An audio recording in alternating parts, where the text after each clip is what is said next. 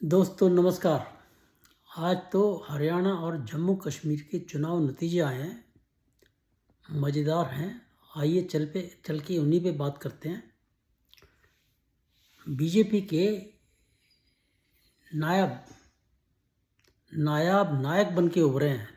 नायब सिंह सैनी नायब नायब नायक बन के उभरे हैं, लेकिन कांग्रेस को दीवारों पर लिखी हुई इबारत अभी तक नज़र नहीं आ रही है, जिसमें साफ उनकी हार लिखी हुई है। कांग्रेस के जयराम रमेश क्या कह रहे हैं, सुनने वाली बात है। बड़ी ज़ोर से पब्लिसिटी हो रही है इस बात की। कह रहे हैं हरियाणा में तंत्र की जीत हुई है। कौन सा तंत्र भाई? तंत्र की जीत हुई है, लोकतंत्र की हार हुई है। हरियाणा के नतीजे स्वीकार्य नहीं हैं। लोकतंत्र की हार तो उस वक्त हो गई जब आपने जैसे ही चुनाव के नतीजों को रिजेक्ट कर दिया।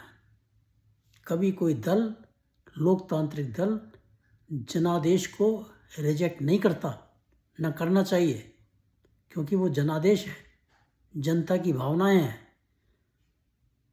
और फिर आपकी पार्टी को तो पिछले 2019 के चुनाव के मुकाबले में जब आपको 28.08% वोट मिले थे, उसके मुकाबले में इस बार 39.09% वोट मिले, यानी 11% वोट फालतू मिले। तो आपको फिर भी चुनाव के नतीजे स्वीकार नहीं है, तो आप फिर कौन से देश के, कौन से लोकतंत्र में जी रहे हैं? आप कहाँ जीना चाहते हैं? तानाशाही चाहते हैं कि आपके वोट डलें और केवल आपकी सरकार बने? ऐसा कैसे हो सकता है? आप क्या करेंगे? अब कह रहे हैं जी हम चुनाव आयोग को कंप्लेंट करेंगे, और चुनाव आयोग को पहले ही कंप्लेंट कर चुके हैं। किस लिए? कि जी आप चुनाव की गिनती जो है बड़ी धीरे कर रहे हो। अरे भाई, धीरे हो फास्ट हो, चुनाव का रिजल्ट तो आएगा। वो क्या वोटों के अंदर हेरा फेरी हो जाती है क्या? और उनका जवाब दे चुके हैं आपको, वो फिर दोबारा शिकायत करोगे? उनके पास शिकायत करने का कोई फ़ायदा नहीं। आप जाओ सुप्रीम कोर्ट जाओ, स्टे करा दो हरियाणा चुनावों को, बिल्कुल ख़त्म करा दो, बंद करा दो। यही कर सकते हो आप अंतिम। और क्या करोगे? आप ईवीएम का बलात्कार कर दोगे।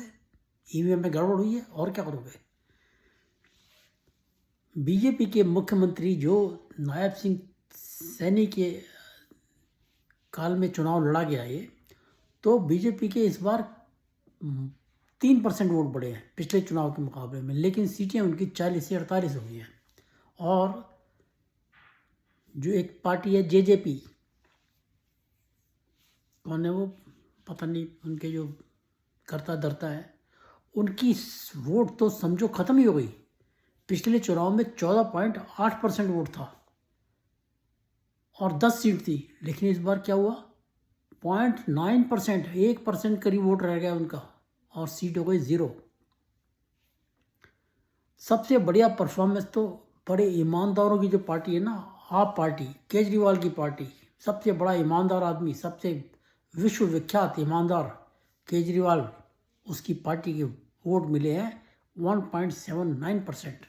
और मेरे को जहाँ तक पता चला है 89 सीट लड़ी थी इन्होंने, 89 की 89 पे जमानत जब्त हो गई है। एक दिन वर्ल्ड रिकॉर्ड बन जाएगा इनका जमानत जब्त होने का। अब मज़े की बात यह, कांग्रेस की जो के युवराज हैं, उन्होंने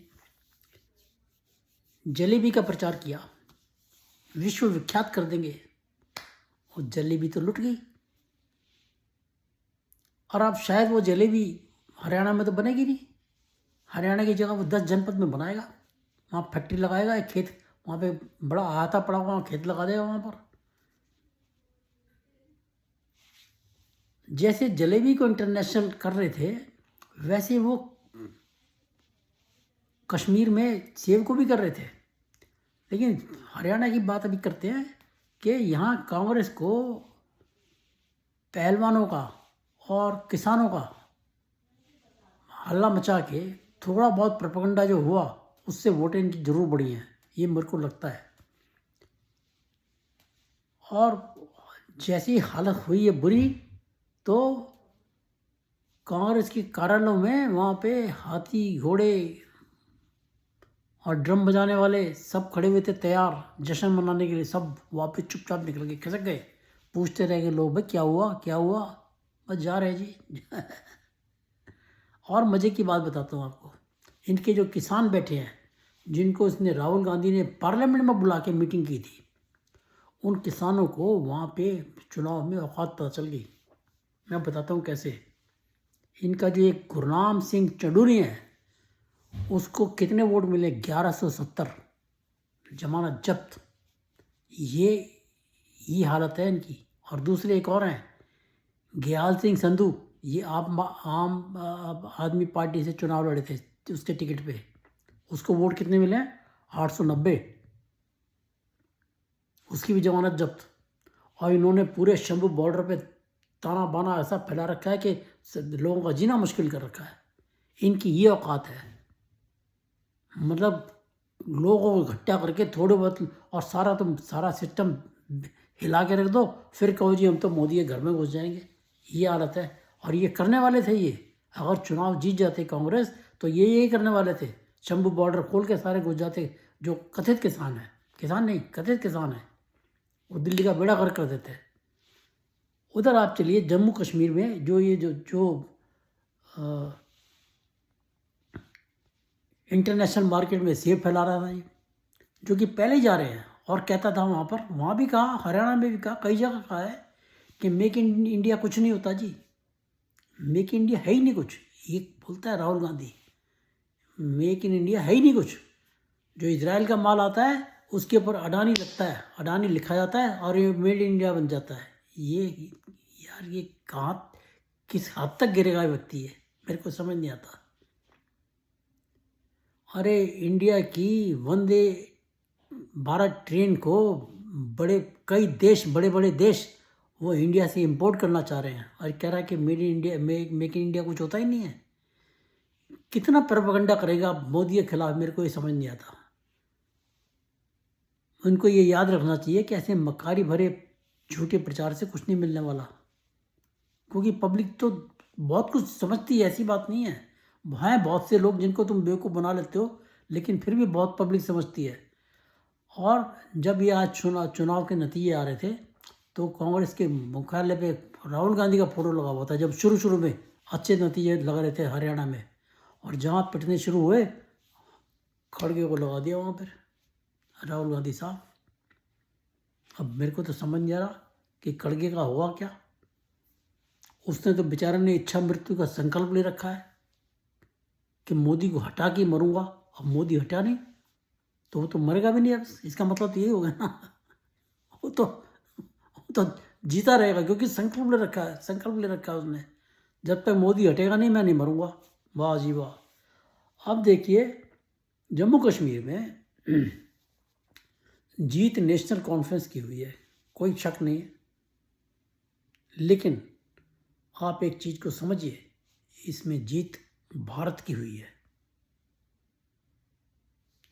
क्योंकि इंटरनेशनल लेवल पर एक प्रोपेगेंडा चलाया जा रहा था कि कश्मीर के अंदर जो कश्मीर का जो जो स्थिति है, भारत की सरकार ने ख़राब कर रखी है।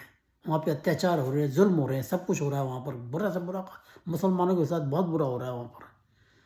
लेकिन उन्हीं ताकतों को भारत ने वहाँ सक्सेसफुल चुनाव करा के, जिसके अंदर एक अपोजिशन पार्टी की सरकार बनने जा रही है, बीजेपी को वहाँ पे 29 सीट मिली है, फारूक अब्दुल्ला को 42 सीट मिली है।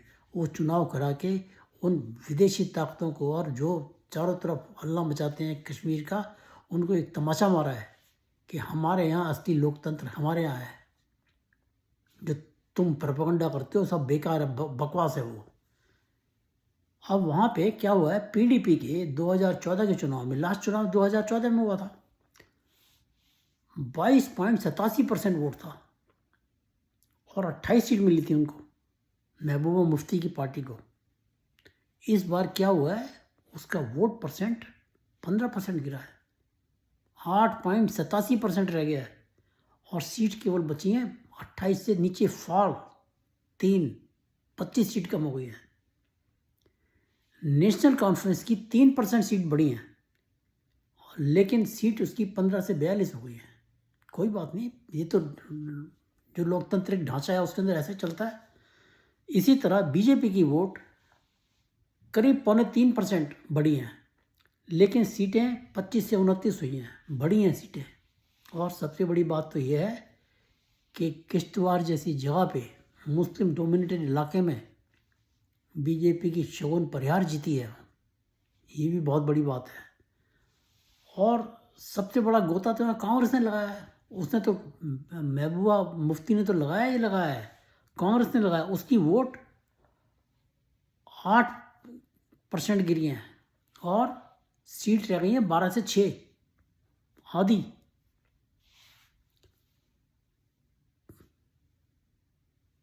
चुनाव कोई भी हो, चाहे राज्यों के चुनाव हो, चाहे केंद्र के चुनाव हो, लोकसभा के चुनाव हो, अंतर्राष्ट्रीय शक्तियां भारतीय दलों के साथ मिलके, जिसमें कांग्रेस प्रमुख है और उसका नेता राहुल गांधी प्रमुख है, वो शक्तियां मोदी को हराने के लिए जी जान लगा के काम करती हैं। लेकिन उनका दुर्भाग्य कहे या हमारा सौभाग्य कहे, वो हर बार फेल हो जाती हैं, विफल हो जाती हैं। आफ्टर ऑल कुछ तो बात तो है ना मोदी के करिश्मे के अंदर, ये तो बात उनको भी समझ में आ रही है। और यही कारण है कि आज चाहे यूक्रेन वाला हो या ईरान, इजराइल के साथ भिड़ने वाला ईरान हो, वो सब कहते हैं मोदी युद्ध रुकवा दो, युद्ध रुकवा दो। ये है मोदी का करिश्मा, उसके अंदर दम। जो मोदी है उसके अंदर तभी मुमकिन है सब कुछ मुमकिन है। और अब ये कांग्रेस को मैं नहीं समझता उसके अंदर कोई समझदारी आएगी, क्योंकि वो जो अपने क्या कहते हैं, एक फतूर दिमाग में घुसा बैठा है कि बैल भी दूध देगा। इस बैल को ये पता नहीं। आप देखिए, मैं आपको एक छोटी सी बात बताता हूँ। 1951 में भारतीय जनसंघ की स्थापना हुई थी। पहले चुनाव में उनको 3 सीट मिली थी। 3 सीट से लेके 1996 तक कितने वर्ष हो गए? 50, 40, 45 वर्ष अपोजिशन में रहे वो। 96 में जाके अटल जी प्रधानमंत्री बने थे पहली बार। पाकिस्तान उस वक्त भी शत्रु देश था, चाइना उस वक्त भी शत्रु देश था हमारा, लेकिन जनसंघ ने, बीजेपी ने कभी जाके उनके आगे हाथ नहीं फैलाए कि कांग्रेस को हटवा दो, हमें सत्ता में लाओ आप। उनके साथ मिलने की कभी गद्दारी नहीं की। और राहुल गांधी 10 साल के अंदर ऐसा हो गया कि बस किसी तरह से मोदी को हटवा दो, मेरे को प्रधानमंत्री बनवा दो। ये कितनी नीचता, गिरावट की हद है, ये पराकाष्ठा है। ये पब्लिक को समझना चाहिए इस चीज़ को। खैर, जो चुनाव के नतीजे आए, बढ़िया उत्तम नतीजे आए, we should be happy with it. और आशा करनी चाहिए कि आगे भी जो कुछ होगा बेहतर होगा। अब ये कहीं ऐसा ना हो, अब ये जाके कहीं महाराष्ट्र में रायता अलग फैलाना चालू कर दे। वहाँ तो जलेबी बेच रहे थे, सेब बेच रहे थे, हैं, जलेबी पैदा कर रहे थे खेतों में, पता नहीं कहाँ कहाँ। अब कहीं महाराष्ट्र में जाके मुंबई का वड़ा पाव और भेलपूरी बेचना चालू ना कर दें, उसको भी इंटरनेशनल करेंगे। हो सकता है, कोई बड़ी बात नहीं है ना। तो लेट अस होप सब वहाँ भी बढ़िया बढ़िया होगा, बेहतर होगा, क्योंकि इनके साथ तो बहुत हर तरह के लोग जुड़ने वाले लोग हैं। ओवैसी भी जुड़ जाता है इनके साथ कभी कभी। मेंटली तो जुड़ा ही हुआ है वो, फिजिकली ना जुड़ा हो, मेंटली तो जुड़ा ही हुआ है वो। तो मेरे आज की बात में इतना ही, फिर मिलेंगे। मेरे चैनल को आप सब्सक्राइब कीजिए, मेरे कंटेंट्स को लाइक कीजिए और शेयर कीजिए। नमस्कार, जय हिंद, भारत माता की जय, जय श्री राम।